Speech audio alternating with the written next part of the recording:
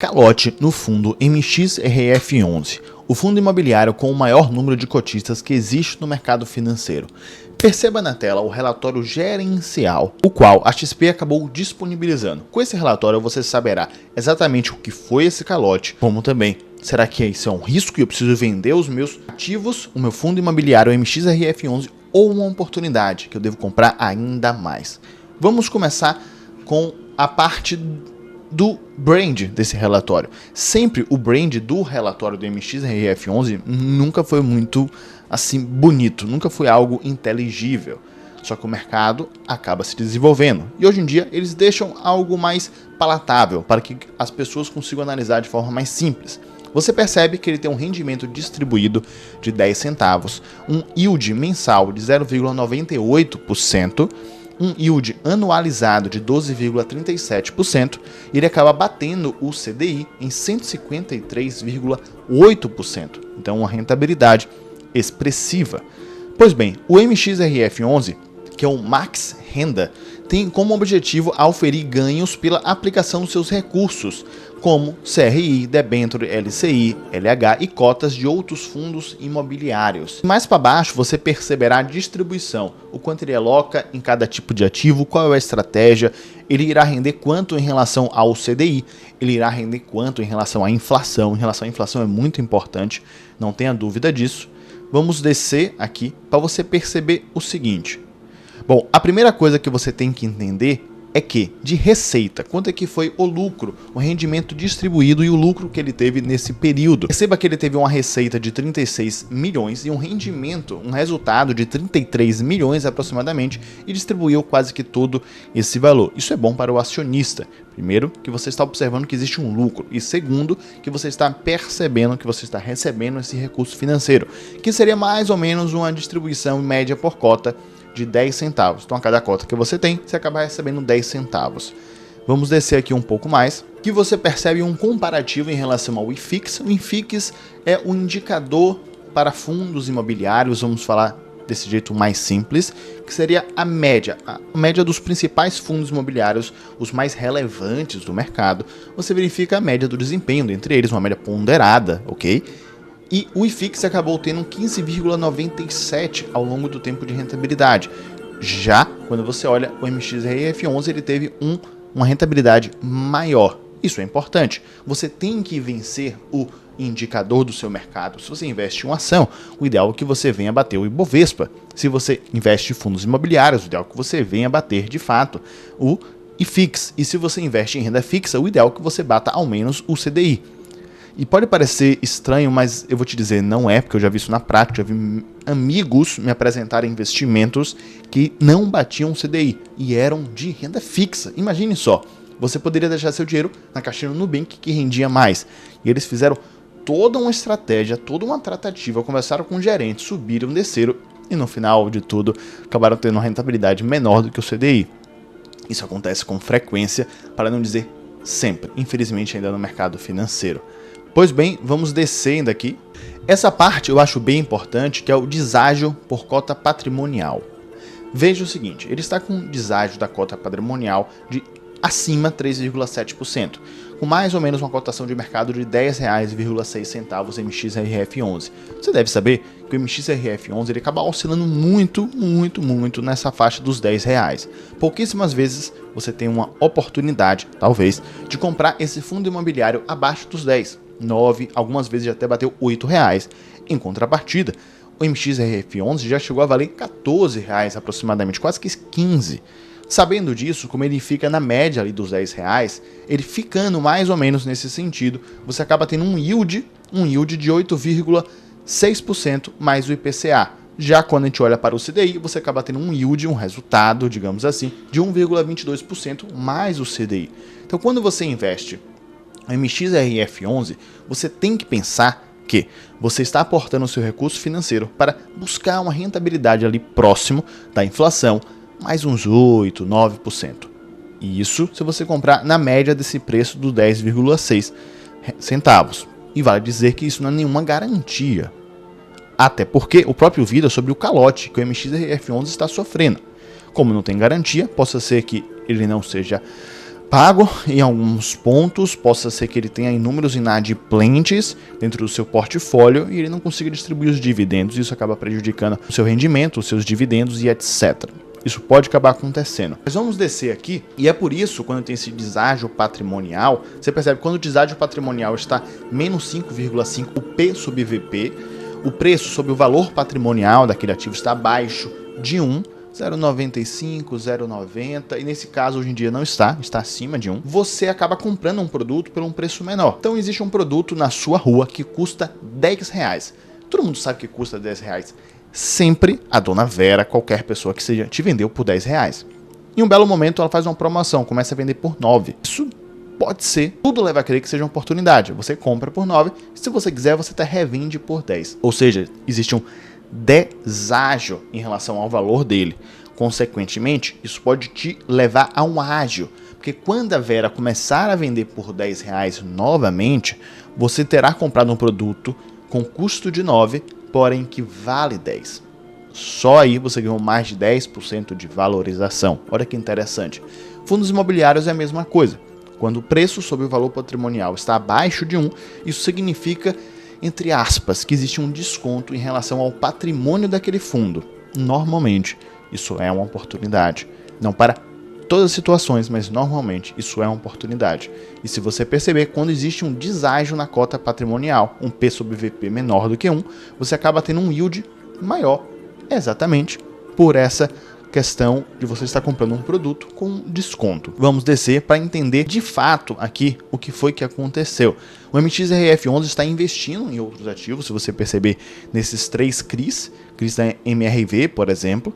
O CRI, esse primeiro, tem IPCA mais 9%, o outro IPCA mais 11,5%, provavelmente tem um pouco de maior risco, por isso que ele está até alocando um valor menor, de 6,78 milhões, e no outro 85 milhões. Vamos verificar a questão da distribuição. Se você perceber, o foco do MXRF11 é sempre pensar no IPCA+, mais ou menos uns 70% a 80%, e o restante dos 30% acabar focando no CDI. É uma estratégia que os fundos imobiliários realmente acabam adotando. Existe uma diversificação aqui em imobiliário residencial, outros. Tem a questão do varejo, tem a questão do shopping, tem a questão dos agronegócios, com uma parcela bem reduzida. Se você verificar, o vencimento dos CRIs costumam já ser de longo prazo, médio prazo. Vou falar dessa forma. Porque os CRIs, você está fomentando o mercado imobiliário. Consequentemente, as obras demoram de serem construídas. O recurso financeiro às vezes demora de ser recebido porque você parcela em 20 vezes, você parcela em 80 vezes ou algo nesse sentido. Consequentemente, os contratos que o MXRF11 tem, eles são contratos mais longos. E agora está a parte para que você foque. Essa parte realmente é muito importante. Eu acabei me esquecendo ao longo do vídeo inteiro, então já peço para você curtir o vídeo, se inscrever no canal, ativar o sininho de notificação, mas vamos voltar aqui. Essa parte aqui ela é tão importante que eu vou deixar sem zoom. É para deixar sem zoom mesmo, para que você perceba cada letra miudinha, cada linha de letra miudinha é um aporte diferente do MXRF11. O que eu quero chamar a sua atenção é que o MXRF11 ele acaba diversificando bastante os aportes que ele vem fazendo em sua carteira. Isso tudo é importante porque você acaba diminuindo o risco, a exposição que você tem a um cliente, a um ativo. Se você tem sua empresa 100 clientes diferentes e cada cliente tem 1% em relação ao valor, digamos assim, negociado de faturamento da empresa, se 2 clientes saem, isso é um problema? Não. Você saiu de 100% de faturamento para 98%, não tem problema nenhum. Você consegue recuperar mais 2 clientes aí no mercado, no varejo e ponto final. O MXRF11 acaba diversificando exatamente para não ficar exposto a um investimento só. E um outro detalhe, nesse exemplo dos 100 clientes, você pode me dizer, Osmar, mas calma lá, pode ser que um cliente seja responsável por 50% da carteira e os demais clientes, os 99%, pelos restantes 50%. Você tem razão, mas não é o caso aqui. O cliente, o ativo, o investimento, na verdade, que tem maior exposição dentro do MXRF11 tem menos de 5%. 5% já começa a ser algo expressivo? Sim, já pode começar a discutir que se esse investimento acabar não pagando, começa a ser algo mais expressivo. É por isso que os fundos eles costumam alocar quando eles têm essa estratégia de maior diversificação, porque não é somente diversificação que te dá garantia de alguma coisa. Até esse é um ponto importante. Não adianta você diversificar em ativos que não valem absolutamente nada. Não adianta você chegar para poder emprestar dinheiro, para poder ganhar dinheiro e virar assim, olha, tem 100 inadimplentes aqui, tem 100 pessoas que não pagam. Você pega aqueles seus amigos que não pagam, junta todos eles e empresta dinheiro. Você não vai receber, mesmo que você diversificou entre os amigos. Eles não pagam. Você tem que diversificar em ativos de acordo com a estratégia. Os que têm maior segurança, os que têm um histórico bom de pagamento, maior porcentagem. 5, 4, 3, 2%, 6%. Já aqueles ativos de maior risco, uma porcentagem menor do que 2%, menor do que 1%, algo nesse sentido. O ativo, o qual ficou inadimplente e acabou dando calote no MXRF11, você irá verificar ele aqui agora. Vamos descer. O próprio MXRF11 ele já chama atenção. Abaixo, evidenciam-se os status dos CRIs com histórico de eventos que já influenciaram os fluxos de pagamento dos papéis previstos nas aquisições dos títulos, dado que esses papéis não geram caixa para o fundo há algum tempo. O que ele está querendo dizer? Veja bem, esses CRIs estão de fato inadimplentes, mas eles não geram rendimento há muito tempo. Então o fato dele estar inadimplente agora, isso não muda muita coisa em relação ao seu dividendo, visto que eles já estavam inadimplentes, visto que a influência que eles tiveram no caixa já existiu. Agora não é o momento de discutir isso, pelo contrário. Porém, como é que a mídia acaba trazendo essa informação? Ela sempre irá querer chamar a atenção. Esse é o papel, entre aspas, da mídia. E como é que ela chama mais atenção? Vendendo medo. A venda do medo, ela é bem interessante, porque as pessoas acabam focando e clicando naquela notícia. Você está 11 horas no seu trabalho e você acabou de investir no MXRF11. Por algum acaso, que você não deveria fazer isso, aliás, você acabou entrando no WhatsApp, mesmo estando no trabalho. Você não deveria entrar, mas vamos continuar aqui a conversa. Quando você entra no WhatsApp, você recebe uma notícia dizendo que houve um calote dentro do MXRF11. O que você acaba não lendo é que esse calote ele representa menos de 1% dos papéis do MXRF11. Esse calote, ele primeiro existe seguro por trás. Então o fundo MXRF11 ele aciona o seguro.